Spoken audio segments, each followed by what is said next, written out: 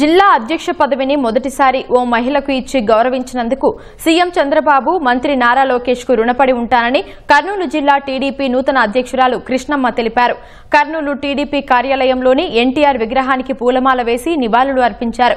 అనంతరం బాధ్యతలు స్వీకరించారు. టీడీపీ బీసీలకు పెద్దపీట వేస్తోందని, ఇది బడుగు బలహీన వర్గాల పార్టీ అని గుర్తు చేశారు.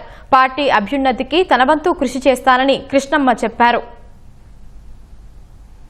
ఈ రోజు నారా లోకేష్ గారు, నారా చంద్రబాబు నాయుడు గారు బీసీల పట్ల మా పార్టీకి ఉన్నటువంటి స్థానం ఏంటో ఈ పదవి ఇచ్చి ప్రజలందరికీ తెలియజేశారు.